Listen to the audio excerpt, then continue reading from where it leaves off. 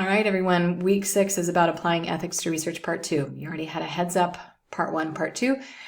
So this is going to be additional conceptualizations that are, if week 5 was really kind of tangible, like these are steps that we take in data collection, data analysis, data interpretation, writing, and reporting. Week 6 is a little bit more of like I would even call it like artful, like the stuff that's a little bit more not as tangible as some of those steps. And the big ideas that we'll explore here, this come from your reading, 4 pillars of ethical action research participation. Improvement science research is so closely related to action research in terms of how user-centered it is, how participatory it is, how practical and pragmatic it is. And so the ideas related here to action research, we can really tie them together so closely with improvement science and improvement work. Those 4 pillars are ethics of collaboration, ethics of competence, ethics of persistence, and ethics of consent. And you even hear like these are like higher level terms than just like data collection, data analysis, right? It's like, what are the ethics that we apply to collaborating with our stakeholders and collaborating with our participants?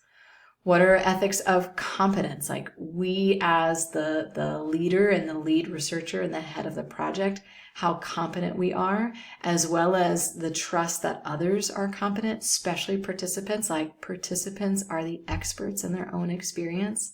Trust that they are the experts in their own experience. We have persistence. We have ethics of consent. This is probably the one that is most familiar to you based on IRB. You drafted consent forms, etc. And so that does attend to that. Well, the reading that you have is by Davison and colleagues titled The Ethics of Action Research Participation. And the 4 pillars that you'll see here are some of the lesson that is associated with this is directly related to this reading.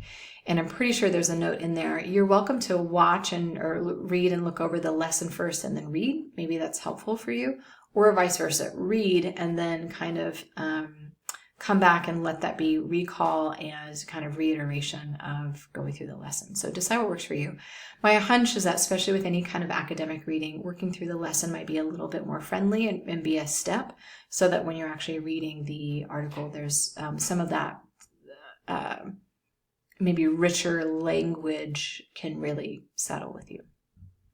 As far as your assignments, you have a discussion forum on ethics of action research. This is building on your assigned reading, and another iteration that this for sure is going to be part of your future work with your dissertation. And you will likely refer to this reading in your dissertation. So make sure you download your Davison reading, highlight, annotate. You are going to come back to it when you're talking about ethical considerations. So just a heads up, make sure that you're really attending to that reading really carefully. You will use it. So identify quotes that you like, paraphrase things, make annotations, make notes. There are things in the reading that you might even help, and you'll see, maybe you'll talk about this in your discussion, but things that you can plan for, things that you can think ahead for. Week 6, you also have a DIP status update. So make sure that form is complete. Make sure your questions are there. Make sure you're, again, tending to your work log, whether you're still working on your organizational approval, etc. Try to get everything done pretty soon. 8:15 is right around the corner, which is where we get started with maybe your plan phase, maybe you're doing that now, or especially your do phase. This is where you get it going. So it's so close. It's so close. You should say continue outlining, and you can begin writing your final paper. It's due week 7. Week 7, heads up, you have a work week for it.